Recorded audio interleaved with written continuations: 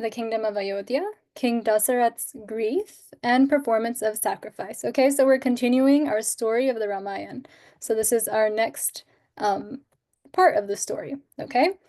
First of all, let's do our opening prayers. You can all unmute for this, and we'll say it together. Ready? Om Jnanatirmirandasya Gyananjana Shalakaya Chakshurunmilitanah Tasmai Shri Gurave Namaha Shri Krishna Chaitanya Prabhu Nityananda Shri Advaita Gadadhara Srivasadi Gaura Bhakta Vrinda Hare Krishna Krishna Krishna Hare Hare Hare Rama, Hare Rama, Rama Rama, Hare Hare. Hare. Thank you. Great. Let's go to our Bhagavad Gita first before we go to our story. So today we are learning verse 59 from the second chapter, okay? So I'll start with the first line, and then you can repeat after me, okay? Actually, what I'll do first is I'll say the whole verse, and then we'll go line by line, okay?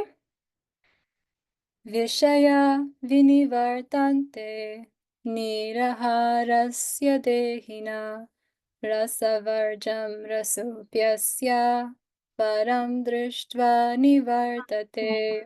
All right, that's how it goes. Now we're going to go line by line, okay? So I'll say the line first, and then you repeat after me 2 times, okay? Vishaya vinivartante. Your turn.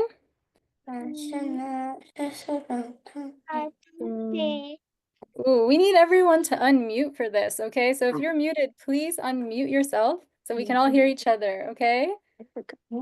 All right, much better. All right, I'll say it once again, and then you can repeat after me twice, okay? Vishaya vinivartante. Now your turn. Vishaya vinivartante. Again. Vishaya vinivartante. Wonderful. Is the line too long? Should we do word by word? Let's do word by word first, and then we'll do line, okay? Okay. Vishaya. Now you repeat twice. Vishaya. Vishaya. Okay, next word. Vinivartante. Vinivartante. Vinivartante. Okay, I hear a few of you. I hope you all are doing it together. All right, next word.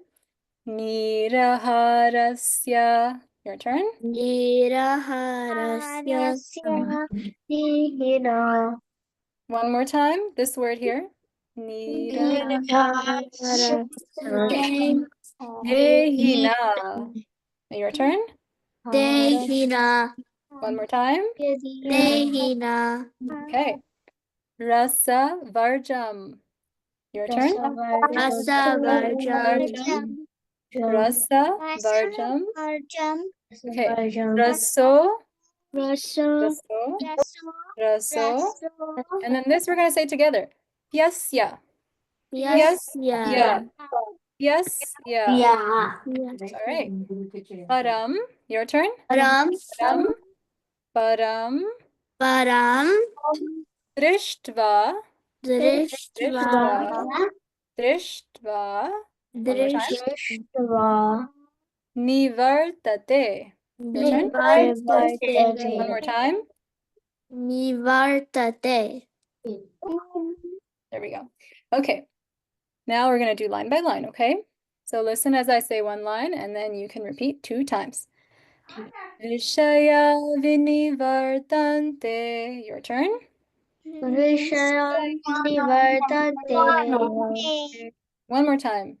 Vishaya vinivartante. All right, good.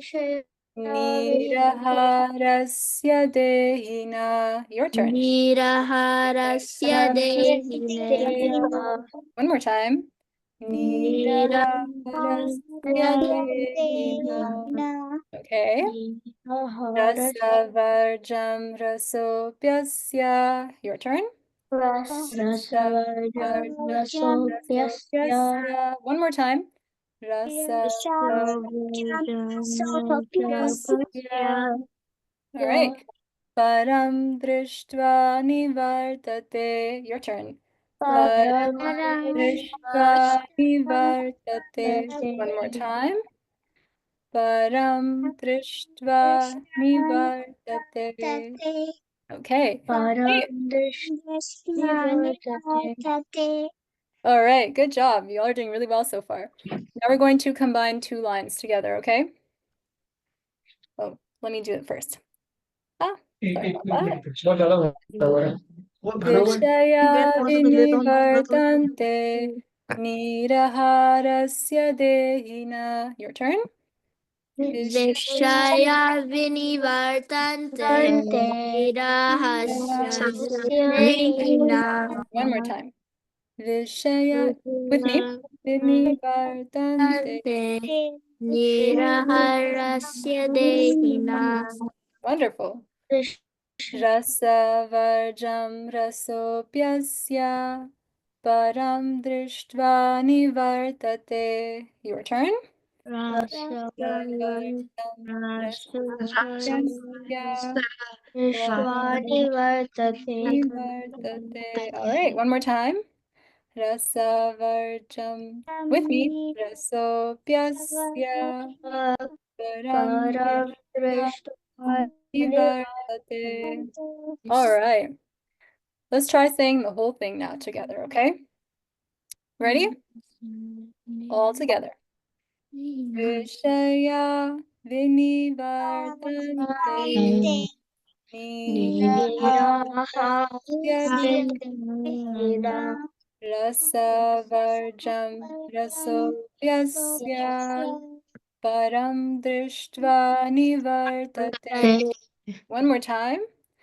Vishaya vinivartante Vartate. niraharasya Niraharasya Dehina. rasavarjam rasopyasya Param drisya Nivartate. Wonderful. Does anyone want to try the Sanskrit right here?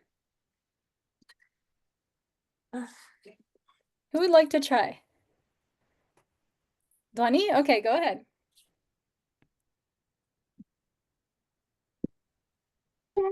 Objects for sense enjoyment.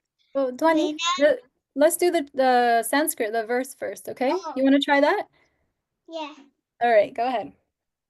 Vishaya vinivartante niraharasya dena rasavajam rasopyasya param drishtva nivartante. Good job.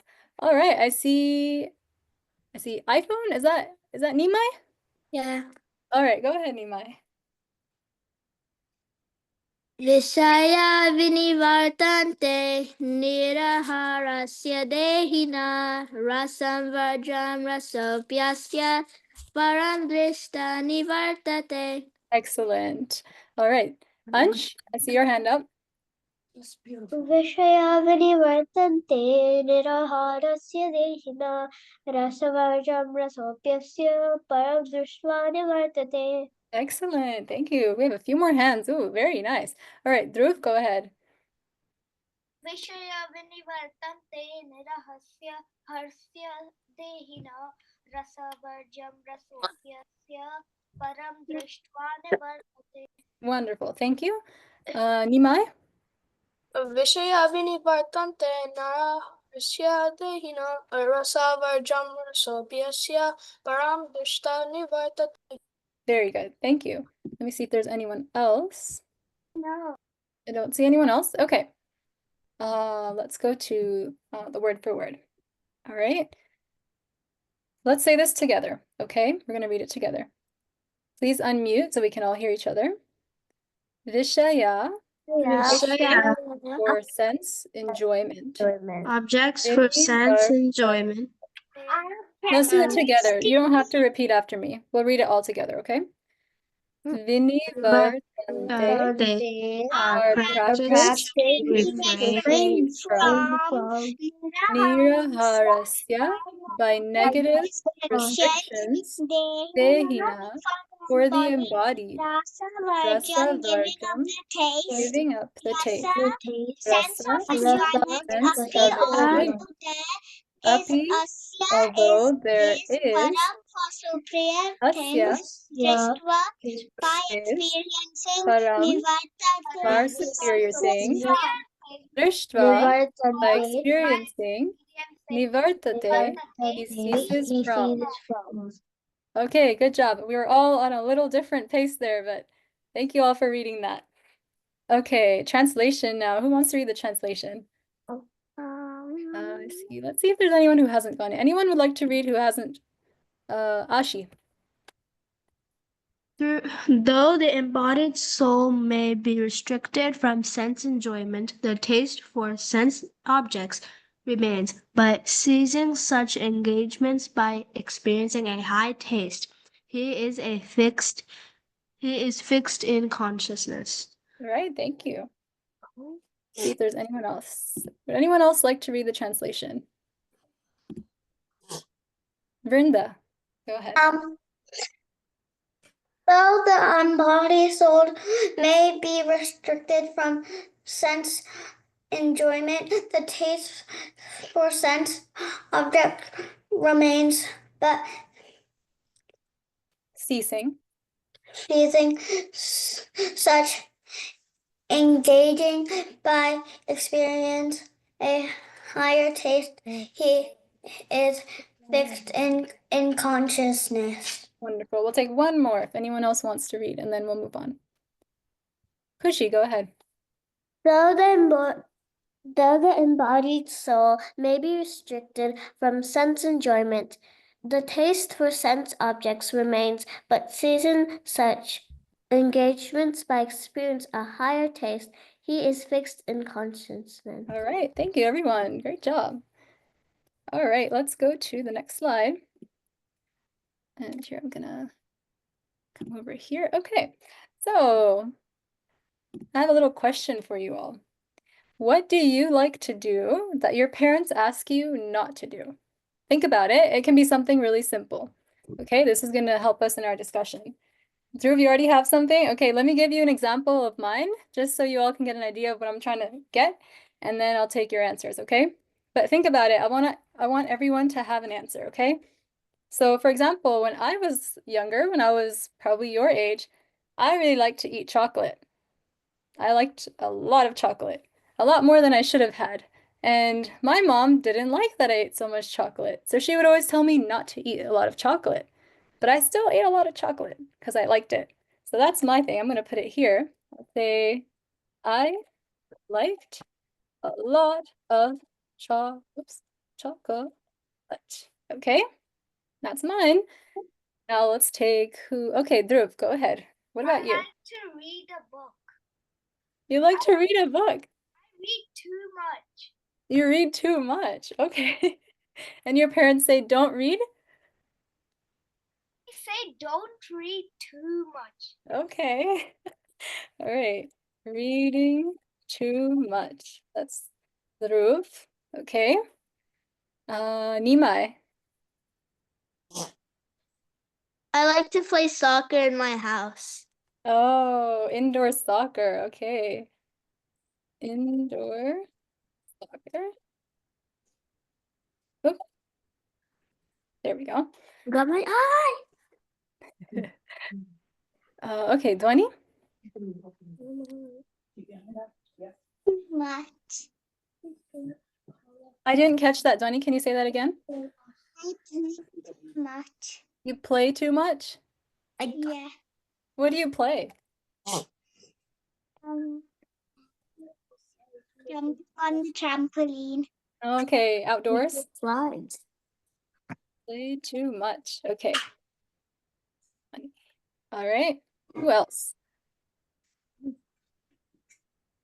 Okay, I see Guhan Sukumaran. Is that your name? Yeah. Okay. My name is actually Kavir. But that's my Kavir? dad's name. Oh, okay. Okay, what do I you have? like to watch TV. Okay, you like to watch TV. And what was your name again? Kabir. Kabir. Okay, thank you, Kavir. Ansh, what do you have for us? Play video games. Play video games, okay. Okay. Other Nimai? Same as Anj. Okay. Let me add your name here then, okay? Has a video game. All right, who else has their hand up for me? Anyone else? Anyone else want to give me something that you like to do that your parents tell you not to do? Brenda, Screen time. screen time? Yeah. But inside the time Guess what? It was me, my story, and All right, last call. Anyone else? Last call. Ansh, I see your hand up. Do you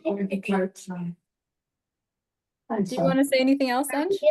to say stuff that we don't like to do, but our parents want us to do it. No. You're supposed to tell me what you like to do that your parents often tell you not to do or tell you to stop doing too much of. So you got it right. Okay, moving on. These are some great ideas. Let me go back to the screen share real quick. Yeah, okay, so we have a lot of ideas here from all of you, okay? Surprisingly, no one else had anything about food. Am I the only one that likes chocolate? Yeah. Okay. I do. Chocolate like this. All right. Well, so the reason why I asked you is because it's actually related to this verse here. So we have our senses, right? We have our mouth, we have our eyes, our nose, our ears, sense of touch, right? And all of our senses, they want something that satisfies them. So for example, for our mouth, we have food, right? Our mouth likes food. Our eyes like to see nice things or see things that are interesting to us. Our ears like to hear things that are interesting to us or nice music or, different things that are pleasing to our ears. Our nose likes to smell nice things, right? So each of our senses, they have a different object that attracts them. And that's just natural, okay? So, for example, if we take, which one of these? Say watching TV, right? That's something, what would that be satisfying? What sense would that be satisfying? Nimai? Your mind? Okay, well, also your eyes, right? Because you're getting the information with your eyes. Uh-huh. So say if you watch too much TV, and then your parents, they say, no, that's enough. You need to also do something productive, right? Um, so you may think, oh, I have to stop watching TV, no more TV, right? But then your eyes are still going to want something to watch, something to satisfy them. So what Krishna is saying here is that the trick is not to not give your senses anything to do or anything pleasurable, but it's to give them something better. So maybe something better instead of watching TV could be watching something that is educational, something that you can learn from, right? Something that'll give you more than um, just like a movie or something like that, where you're kind of only doing it for fun, but it's not necessarily always teaching you something, right? So if you're giving your senses something better, then eventually they won't be so attracted to things that are not as good. Okay? Like for example, for my example, like chocolate, when my mom would tell me don't eat too much chocolate, the ants, if I said, okay, I'm not going to eat at all, that would not be good, right? Because I have to eat. My mouth needs to taste something still. But what I was able to do is I was able to eat healthier things that also tasted good. And then eventually, I didn't really need that much chocolate because I naturally was giving my senses, I was giving my mouth something better. So this is what Krishna is telling Arjuna here, that we can't just not give our senses anything to do. because they're still attracted to seeing nice things, hearing nice things, eating good things, smelling things, but we can give them something better so that eventually they get trained to seek better things, to seek things that are actually beneficial. Okay? So I have a little picture here. If you see, what's this picture all about? Can someone tell me this one right here?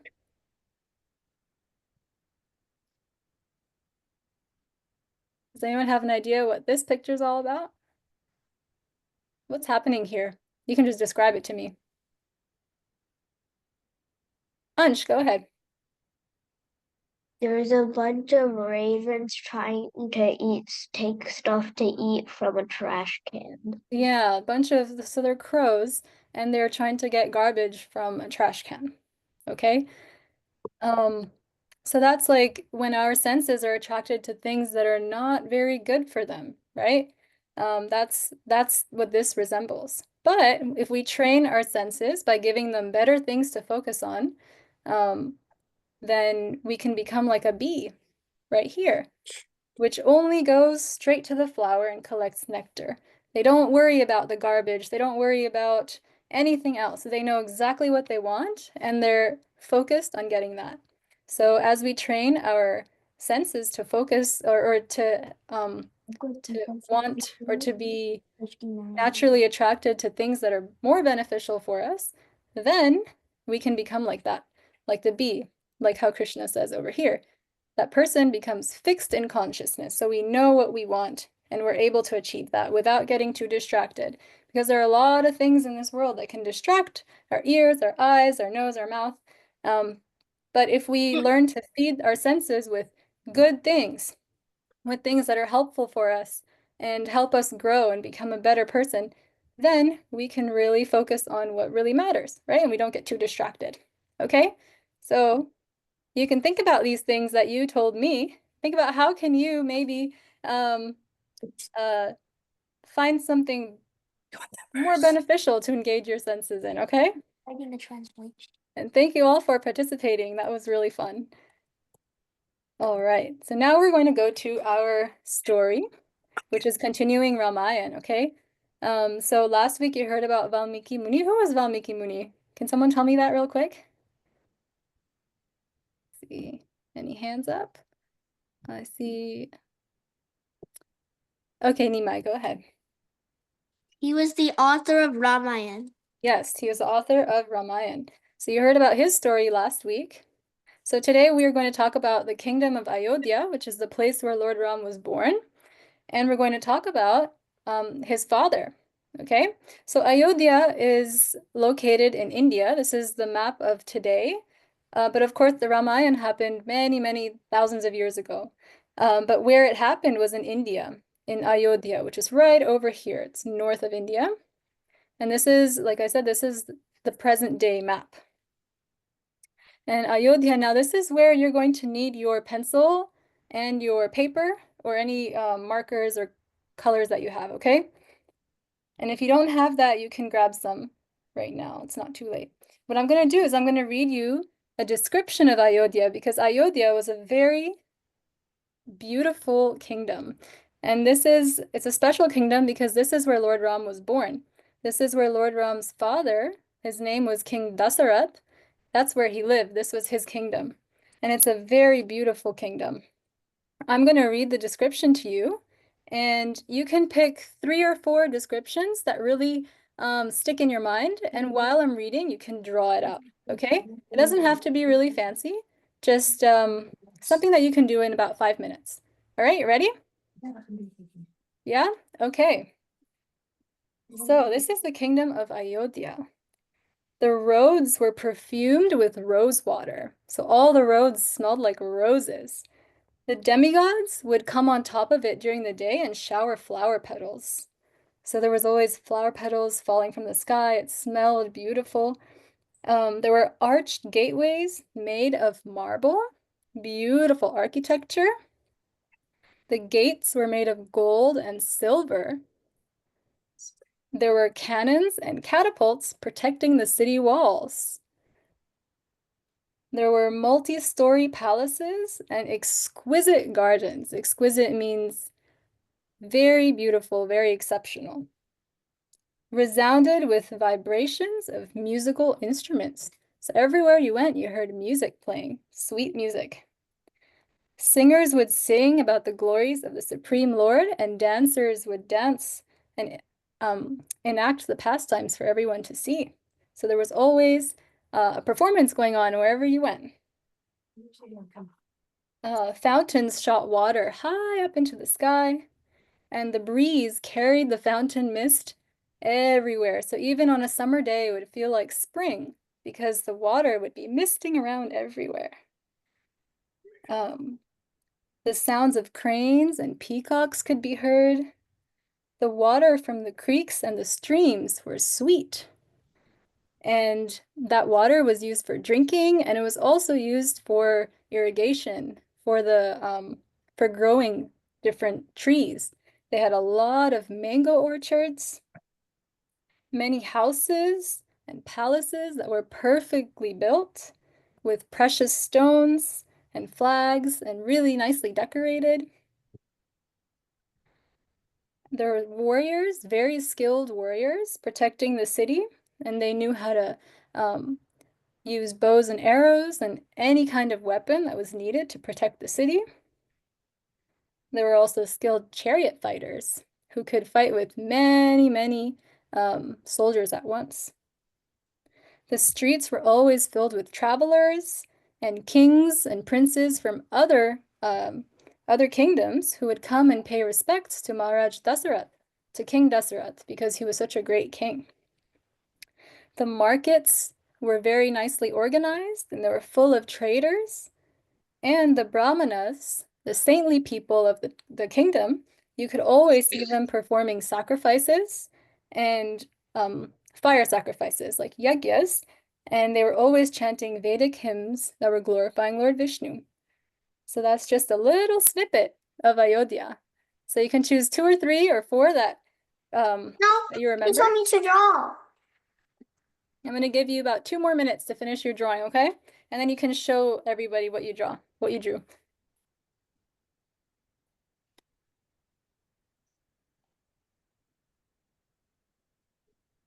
Meow, meow. I couldn't find a good drawing or a good picture of This Ayodhya. picture So of you. you all are going to show me what Ayodhya really looked like, okay? All right, 1 more minute. Finish up what you have and then you can show all of us. Actually, I will stop my screen share here so we can all show each other real quick. Okay, whoever's ready, you can show me what you have. Vrinda? Oh, try and position it towards the camera because I don't really see. Okay, I see a house. What stood out to you, Vrinda? What did you draw?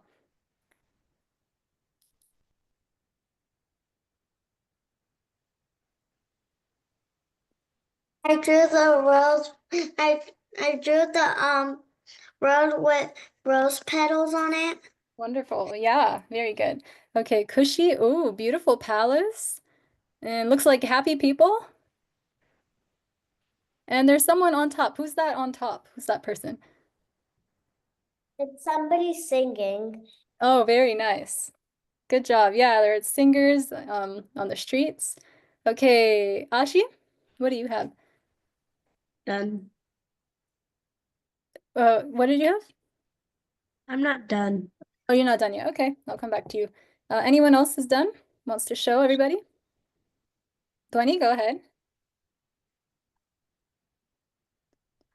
Golden gates, very nice. Yeah.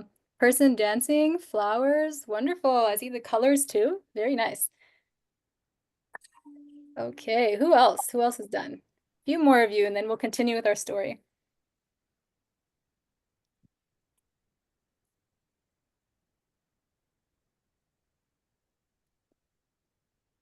Adishya? Okay, is that a mango tree? Yeah. Yeah, very good. Love it. Okay, who else? Ansh, do you have yours ready?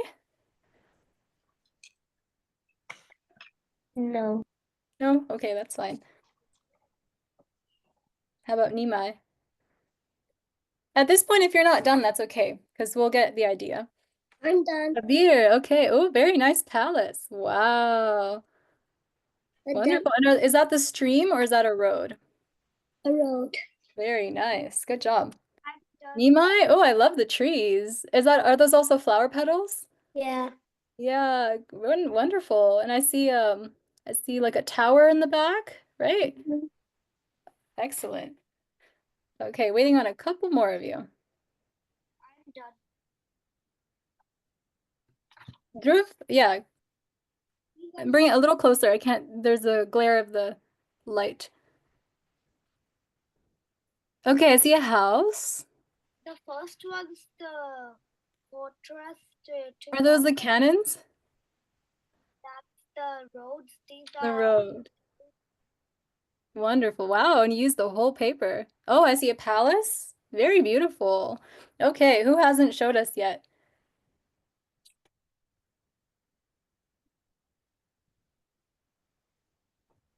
If you want, you can show it at the end, okay? We'll move on, but those of you who want to show at the end, if you're still working on it, that's fine. Let me share my screen again. Okay, thank you all for drawing. Beautiful drawings. So that's what Ayodhya, that's a glimpse of what Ayodhya was, okay? It was a gorgeous, gorgeous city.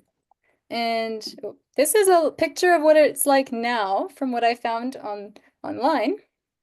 But this is just a little fragment of what it was, right? From the description. Okay, so King Dasharath, he was the ruler of this place, of Ayodhya. He was the king, and he was an incredible king. They called him Rajarshi, which means he was a very saintly king. Okay? He was able to protect all his citizens, and he was also able to make the atmosphere so nice that they could actually practice spiritual life. And everyone was, here's another picture of all the different citizens. Everyone was so happy. No one cheated, no one lied. There's other descriptions that um,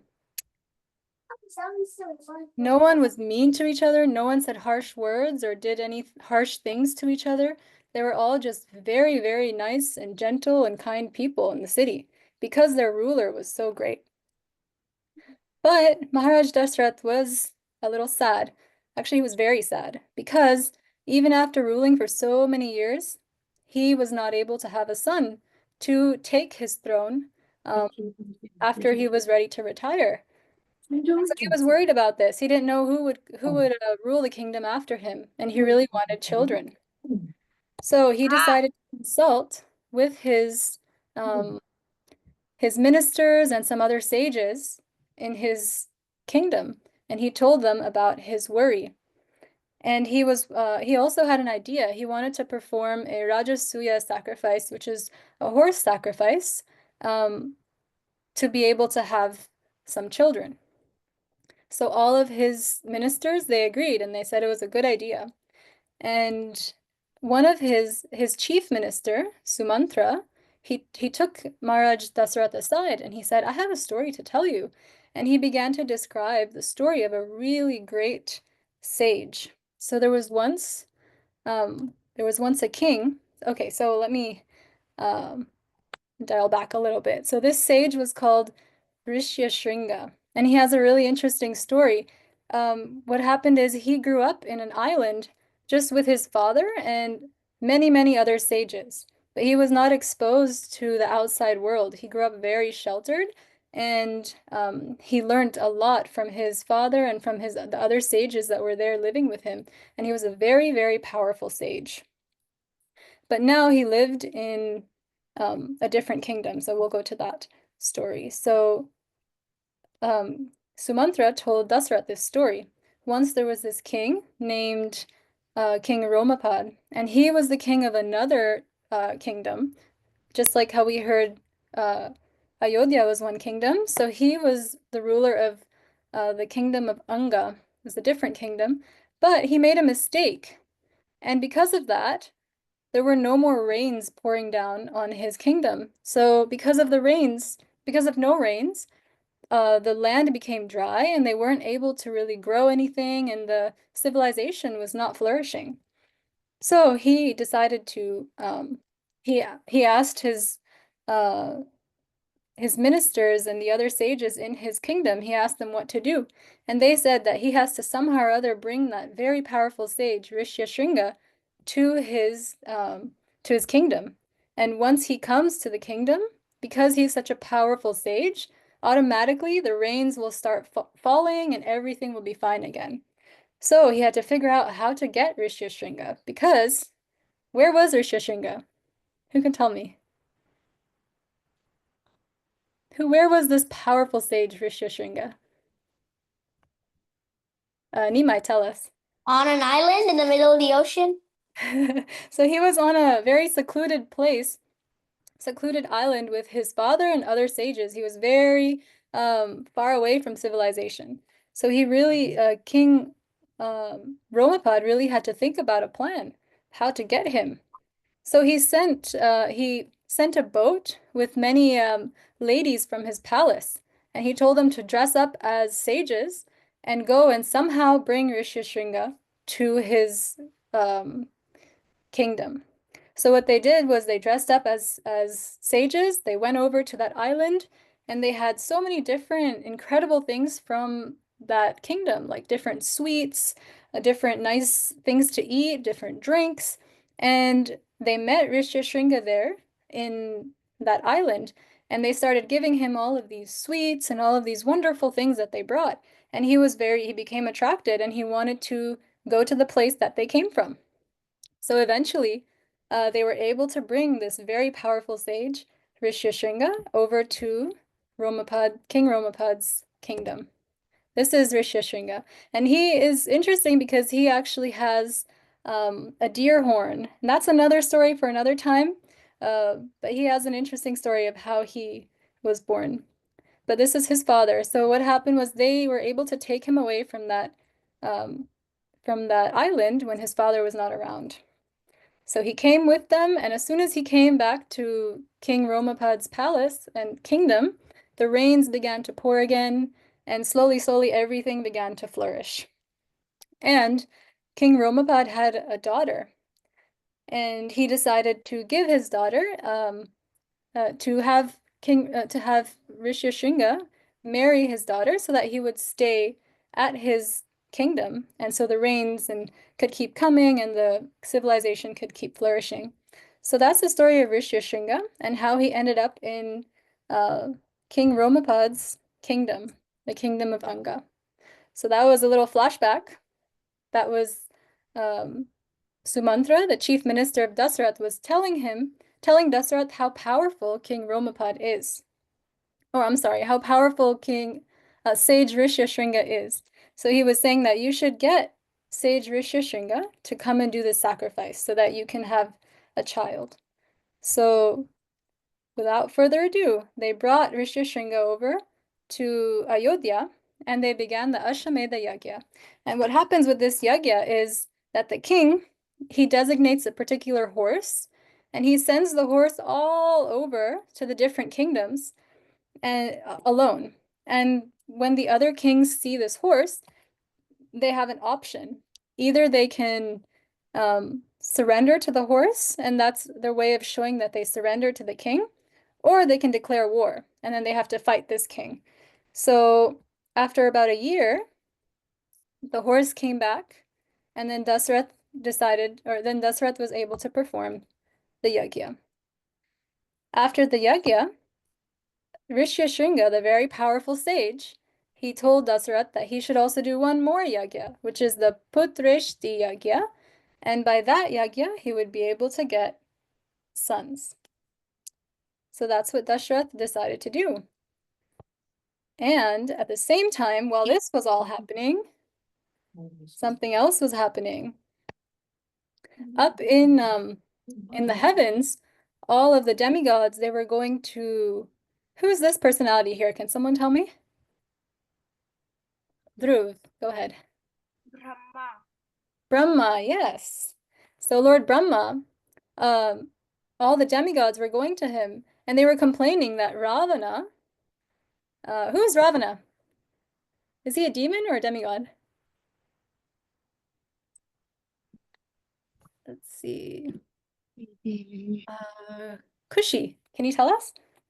Demon. He's a demon, yeah. And you can see here he has 10 heads and he has many, many arms. He was quite a scary demon and very, very powerful. And he actually got some boons from Lord Brahma. He did a lot of austerities and penances, and Lord Brahma gave him some blessings. So the demigods came up to Lord Brahma and they said, this person who you blessed, he's causing a lot of trouble everywhere. Everyone's afraid of him, and he is very powerful. So Lord Brahma was trying to think of how to solve this problem. And then he remembered that Ravana didn't ask for any protection against humans because he didn't even think that humans could destroy him. So they found a loophole. But as they were thinking of what to do, Lord Vishnu came. And Lord Vishnu told all of them, he said, I will incarnate very soon, and I'll rule the world for 11,000 years. And I'll also kill this demon Ravana too. So all the demigods were very satisfied, and they went back to their abodes. Now, going back to King Dasarath's kingdom, what was the last thing that was happening over there? Who can tell us? What was the last thing we heard about the kingdom? Kushi? They did all the yagnas. Yeah, they were doing sacrifices, yagyas, so that King Dasarath could have some children. And what happened was, once they finished that Putreshti yagya, the second yagya, this huge, gigantic, glowing personality came out of the fire. And he presented King Dasharath a little bowl of sweet rice. And he told him that if you give this sweet rice to your queens, you will be able to have sons very soon. So King Dasarath was very happy, and he brought this pot of sweet rice to his queens, and he distributed it to 3 of his queens. And in time, they were pregnant and they were going to have children. And in the meantime, Lord Brahma told all the demigods to come down on Earth as different monkeys, different bears, and different animals because they would soon assist Lord Ram in his pastimes. So that's where we're going to leave off today. Let's see if there's anything else. Yeah. That's where we're going to leave off today, and we'll hear more of what happens. We'll hear about the birth of Lord Ram and what happens after that next week, okay? So we'll see you all next week. Um, let's chant Hare Krishna together, and then at the end, whoever didn't show us your drawings, you can show us, okay? So you can unmute and let's say this together. Hare Krishna, Hare Hare Krishna, Krishna, Krishna Krishna Krishna, Hare Krishna, Hare, Hare Hare, Hare Hare Rama, Hare Rama, Rama Rama, Hare Hare Hare. screen share. All right. Thank you, everyone. And whoever didn't share your drawing, you can share it with us now before we go. Oh, Dwani? Yeah, go ahead. Oh, you added more. Wonderful. The mango trees. Okay. And then Ashi? Oh, I see Kushi, you've added more to your drawing. Very nice. Oh, beautiful. Wow, that's a really big, oh, it's a temple. Okay. Oh, the temple of Ram and Ayodhya. Okay. Wonderful. Who else didn't share with us yet? Yep. I Let's see. Kabir, do you have a picture for us?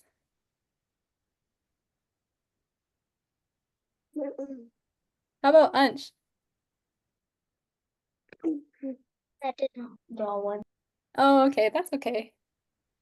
All right. Anyone else would like to show before we close today? No? All right. Well, thank you all so much for drawing and for participating.